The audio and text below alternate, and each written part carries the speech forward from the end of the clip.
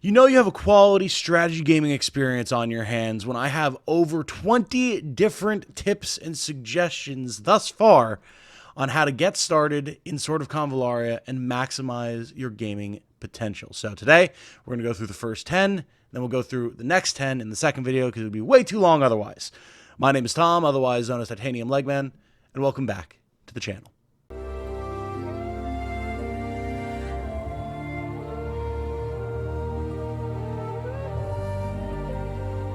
Hello everyone, if you enjoy what I do, including my coverage of turn-based strategy RPGs such as the recently released Sword of Convallaria, then a like on this video, a subscription to the channel, and consideration of maybe joining my YouTube members and my Patreon to directly support me, would be very much appreciated. Thank you so much. Links to those are in the description. So there's so much to discuss here with Sword of Convallaria, and while in the early days of the Spiral of Destiny, combat might feel fairly simple, as I've played more, it's gotten more challenging and had a little bit more bite to it. Really, the majority of the suggestions that I have, though, are for your metagame experience. Maximizing your team building, how to get the best rewards from missions, making sure that you're keeping your team up to snuff and versatile to deal with various different missions that are going to be coming your way. All that type of good stuff. That's what we're going to be talking about today. We'll start off with what suggestions I have about combat, and then we'll move into the more metagame concepts. So, first off, focus your strategy on utilizing environmental effects like barrels and knocking enemies off cliffs and into pits. It is very, very clear that the developers of Sword of Convallaria really want you to analyze the battlefield whenever you go into a mission, and almost like chess, plan out your moves in advance to position yourself in a way to make use of environmental effects. Luring enemies to stand next to cliffs so you can knock them off into them for an instant kill, or trying to group enemies around explosive barrels or even clusters of explosive barrels so you can knock them back into one and set it off, use an AoE attack to detonate it, hit a barrel from the top of a cliff with an archer and blow up a bunch of enemies. These are very clear through lines in terms of design for all of the maps in Sword of Convallaria. And that's before we even get into things like boulders you can knock off cliffs to roll through enemies. There's tactics that allow you to create explosive barrels. It's a big part of the gameplay. So, if you're just going in and going mano a mano and slapping the enemy while they slap you, you're doing it wrong. Figure out how you can make the environment work for you. Figure out how you can use positioning to your advantage to maximize these different environmental attacks, effects, terrain features, etc. And you'll be very glad that you did. It'll put you in a good spot. Number 2, don't be afraid to burn energy to secure a kill. This one is kind of really a big one, as it's something I was very wary of at first, and it kept meaning that enemies would live with like 10% HP and then get another attack off on one of my characters, maybe finish them off. Most, not all, but most energy-based attacks are going to flat out have a little bit higher damage than your character's basic attacks, at least until you get a bunch of skill upgrades and potentially find upgrades for your basic attacks. So, if you're in a situation where you have a character who's the last character who's going to be able to move before a particular enemy moves, they might be able to move into range and deal a lot of damage to one of your squishier units, or maybe your tank is hurt, they could even wind up finishing your tank off.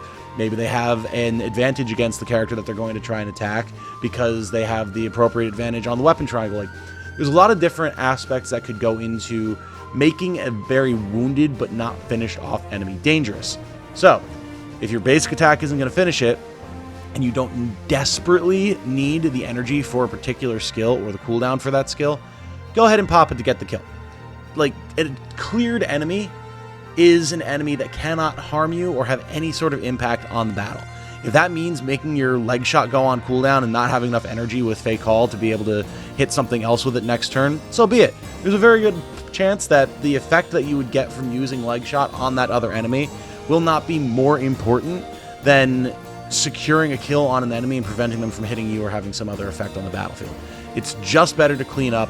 That's why we do things like focus fire in games like this. Use your resources to get those kills. You'll be happy that you did.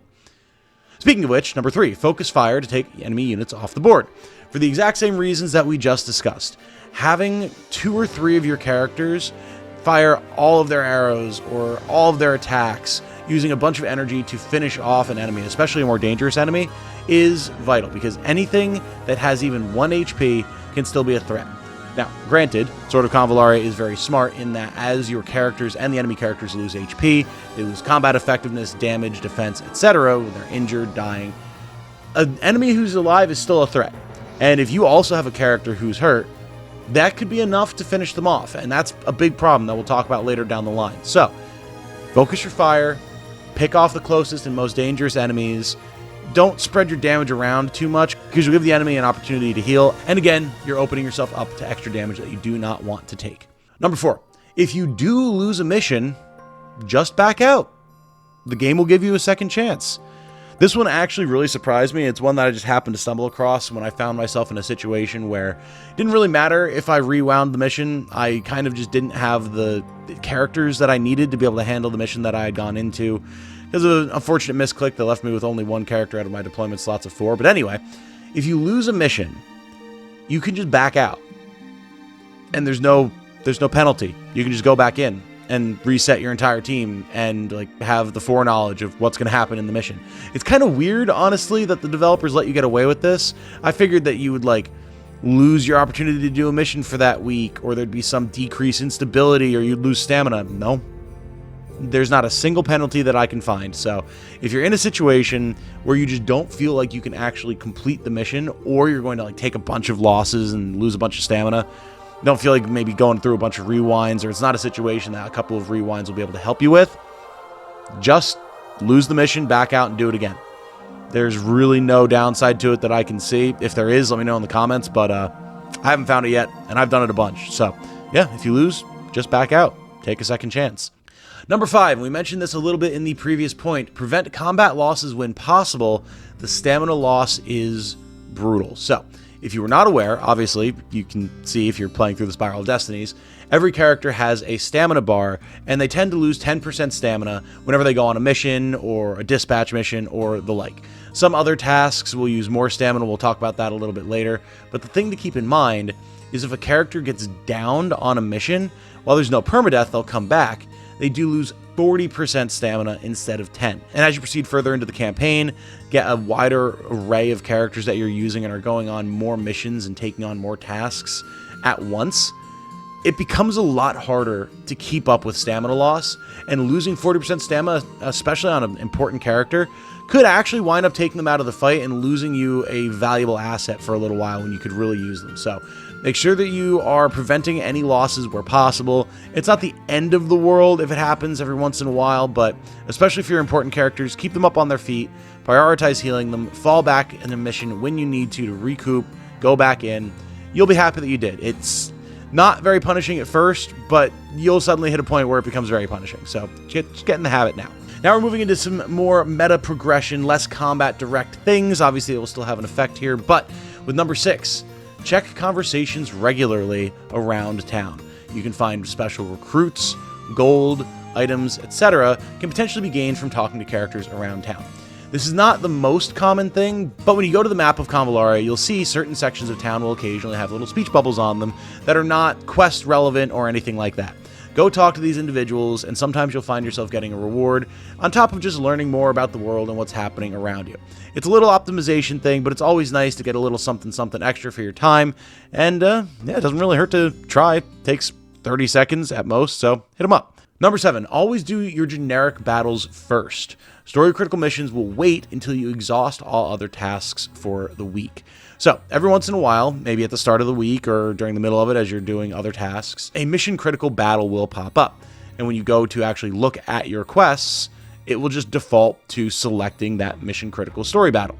But what's important to note is that you can actually switch back to the normal battles that you're used to doing, where you can choose what mission you're going to go on with different maps and different objectives, different rewards, and do those before you do the mission critical battle. That could very well wind up progressing the story and losing you those potential rewards.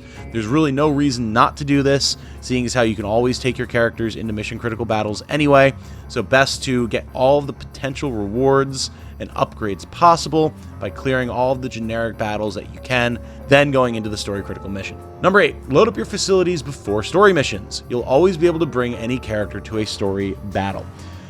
So speaking of managing things like stamina, as well as upgrading your character's skills or getting more weapons and accessories or anything like that, make sure that you're actually getting your facilities loaded up before you go into battles that are mission critical, because you'll always be able to bring any of your characters with you into these mission critical fights, even if they're busy in some facility resting or training or whatever.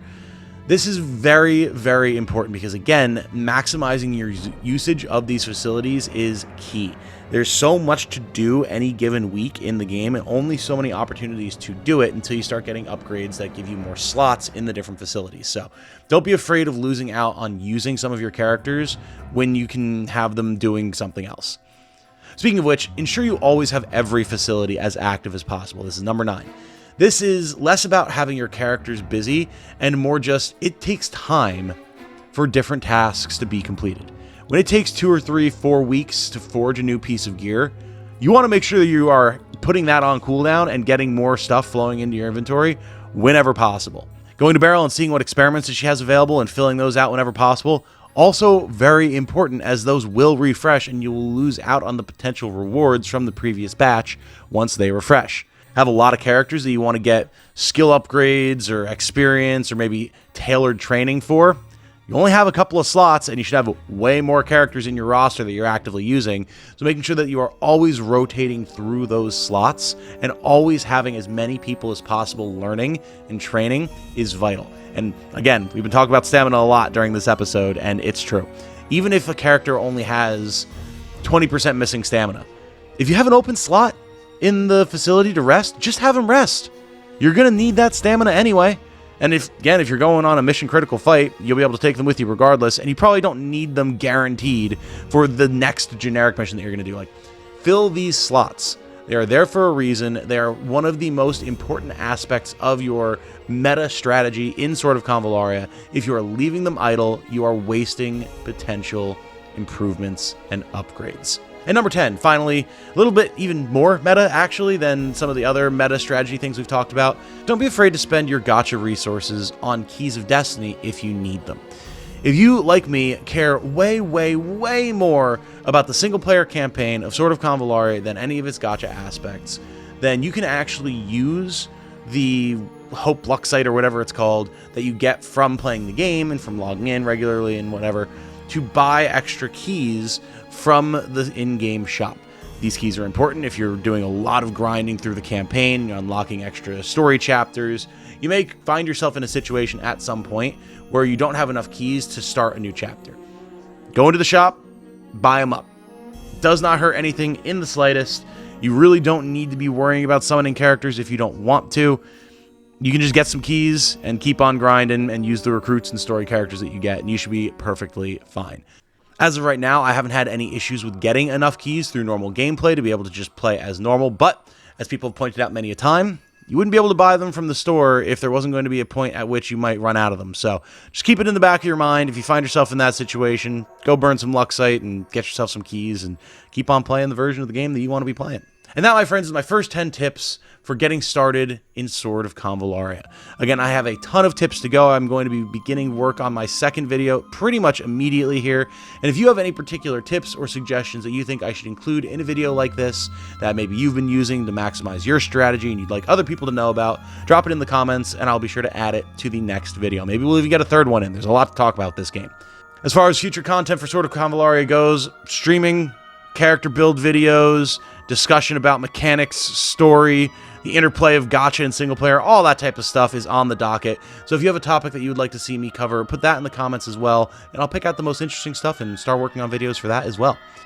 Finally, thank you to all of my YouTube members and patrons. I know this video is coming out a little late. It's not quite going to hit the weekend, I don't think. But regardless, every weekend, I do thank my YouTube members and my patrons for their support. You can see their names scrolling by on the right side of the screen now. You folks are the ones that keep the channel going when we are in periods like this in the summer, where views are down and ad rev is down because people are out doing other stuff, summer activities, not watching as much YouTube. And for someone like me, who does it as a full-time gig, that can be rough. And so the direct support from all y'all that I can count on being there month over month, massively helpful. Thank you all so much. It would be so much harder to do this without you guys. If you would like to join these fine folks and have your name up on this list, as well as a variety of other benefits that you can find, you can join as a YouTube member or a patron at the relevant links in the description down below. If you would consider doing so, it would mean the world, because it's tough out there for YouTubers. It's tough out there for everybody right now. Don't force yourself at all. But if you have the means you want to support, that would be great.